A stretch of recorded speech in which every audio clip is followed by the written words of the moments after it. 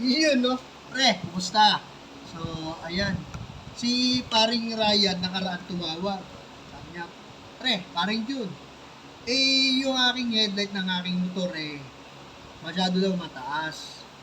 Hindi naman mataas, pero bahagyang mataas. Low beam yun eh. Kapag ka low beam kasi, naka-low siya, di ba? Mababa dapat yun. Nakasentro yun sa kalsadang tinatahak mo. Siyempre, hindi yung nasa taas. Ngayon, nasisilaw na ngayon. Meron daw, pag dumadaan siya, nasisilaw yung mga kasalubong niya. Siyempre, una expression ng tao, magagalit yun, siyempre. Pasisilaw mo eh. Maging yung mga taong nasa daan, may naglalakad, may nakatambay, kasama na rin yung mga kasalubong niyang motorista, di ba? Masisilaw mo sila. Ngayon, ah, paano daw ba i-adjust yung kanyang headlight? So, dapat lang naman na i-adjust yung kanyang headlight gawa ng kung ito ay mataas, kailangan mo i-sentro ng baba. Meron pong tamang sukatan yan. Halimbawa, ito yung motor mo. Yung proper distance ng throw ng ilaw, yung bato ng ilaw sa kalsada, nag-range ito ng mga 3 to 4 meters. Dapat hanggang doon lang yun. 3 to 4 meters. Kasi kapag kaya na medyo mas malayo pa, yung ilaw mo sabog na. Mapapansin mo yun, yung ilaw mo sabog na, ibig sabihin, malabo na siya, di na siya ganong kita, yung mga lubak sa kalsada, di mo na ganong makikita, at yun na rin yung sinyales na nakakasilaw ang ari naman talaga sa mga tao kasalubong mo. So, kahalagahan, bakit kailangan natin i-adjust ng maayos yung ating proper positioning ng ating headlight. Siyempre, una-una pre, safety purposes talaga no? Safety purposes. Pero bago yon, discussion natin, papakita ko muna sa inyo kung paano ko ina-adjust yung akin. Yung aking motor is Honda TMX Supremo. Alam ko, lahat naman ng motor, merong ganitong features yung adjustment ng kanilang mga headlight. No? Lahat yan. Kahit anong brand ng motor, anong unit ng motor, merong mga adjustment yan. So, tara, papakita ko muna sa inyo, pre, yung sa akin, kung paano ko inia-adjust, saan ito inia-adjust, at anong tools yung kailangan para ma-adjust yung ating headlight. Yung kung masyadong mababa, akit mo ng bahagya. Kung masyado naman mataas, low beam pa lang, nakakasilaw ka na, ibababa mo naman ng bahagya. No? So, mayroon tayong proper distance dyan. No? Tara, papakita ko muna sa inyo. Okay, so ito pre, nandito na tayo sa ating modelo, si Honda TMX Supremo, si partner. At ayun, gaya ng sabi ko yung adjustment ng ating headlight, lahat ng motor natin alam ko meron niyang adjustment. Ano man ang brand yan, ano man ang modelo niyan, may mga adjustment yan. Ito yon, no? Ito yung ating headlight. Yung bato niyan, yan, dapat maisisentro mo yung proper distance ng kanyang adjust ng kanyang headlight, yung throw ng ilaw. Parang ganito, tingnan natin. Okay, yan ang headlight natin. Ayun yung bato niya. Yan yung low. Ito yung high. Yan yung low. Ito yung high. No? Okay. Ito yung passing light. Okay. Dapat nasa ano lang ito, mga 3 to 4 meters sa pagkakaalam ko at base na rin sa experience ko yung tamang distansya ng bato ng ilaw natin, no, sa kalsada. At yung pag-adjust, eto. Sa akin, sa ganitong motor, Honda TMX Supremo, kung ganito motor mo, masusundan mo na to. Pero kung iba, hanapin nyo lang yung adjustment screw ng motor ninyo para yung headlight nyo, kayo na mag-adjust ng tama lang na na adjustment para sa bato ng ilaw niya. So ito, pansinin nyo. Ito, screw lang yan siya. Prepare ko na para madali lang tayo. Pansinin mo pre yung headlight na maliit. Ay, headlight. Yung park light na maliit. Tapos, i-screw ko lang to. Up and down. Yan. Yan. O, di ba? Pansinin mo, o, di ba? Lumapit siya doon sa bumbilya. yan ay pababa ngayon siya, no? Kaya siya lumapit to sa bumbilya, gumanon yan, no? Gumanyan siya. Ngayon, mababa na yung bato niyan ng ilaw. Gagawin natin, i-adjust natin ulit pataas. Masdan mo. Yan. Sa Honda TMX Supremo, dito yung adjustment nila. Sa iba naman na motor, meron din yan, hanapin nyo lang kung saan.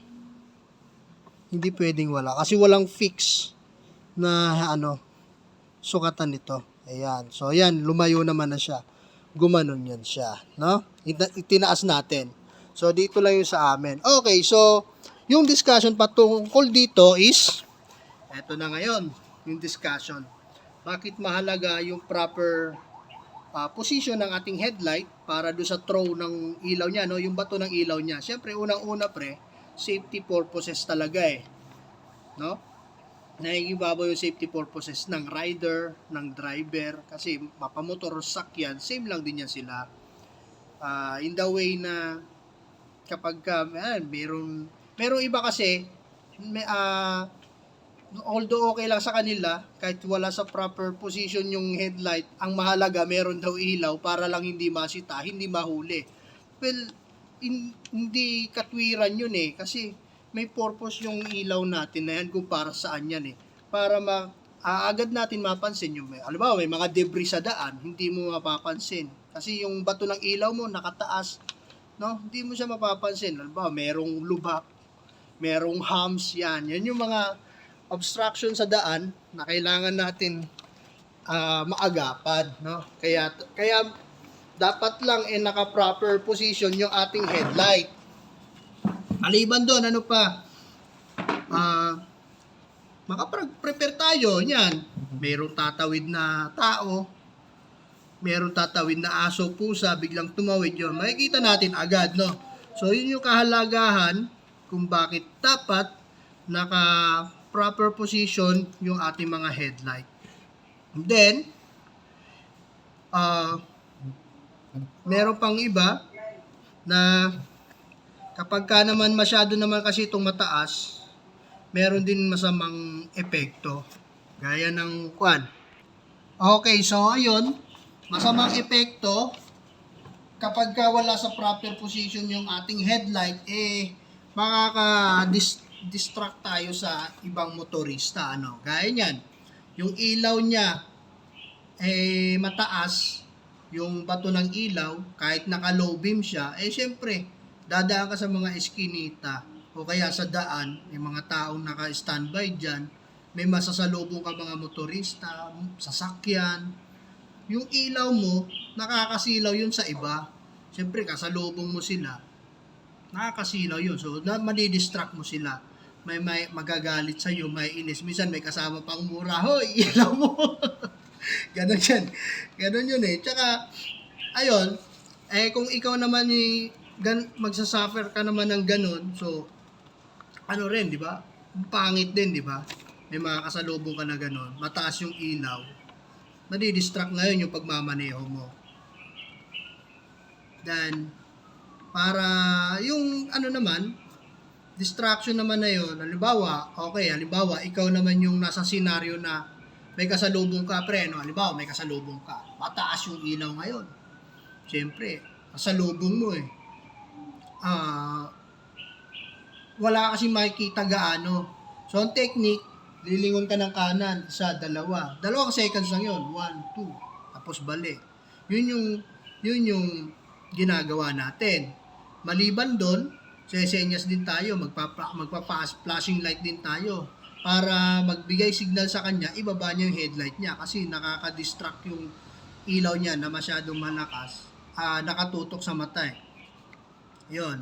At saka, maaari ito mag-cause ng disgrasya. Siyempre, kung naranasan nyo na may kasalubong ka, yung ilaw niya nakatutok sa'yo. Kung ako kasi naranasan ko na ito noon. Ang ilaw niya, LED light o halogen, mataas yung ilaw, nakasentro sa mata ng tao, sa kasalubong, hindi doon sa kalsadang dinadaanan niya. So ako naman, senyas ako sa kanya. Busina ako, passing light ako, wala pa rin. So, gano'n. Di, umaasar ka ngayon. Ang tendency kasi, ang nangyayari kasi doon, sa lakas ng ilaw na yun, nakatutok sa mata mo, kahit pag umanyang ka, 1 to seconds lang yun, tapos ganun pa rin. Ang nangyayari, paglagpas ng ilaw na yon, dadaan yun sa masalubong na mata mo yun eh. Paglagpas niya, blanco ngayon yung paningin mo. Nakakablanko yun.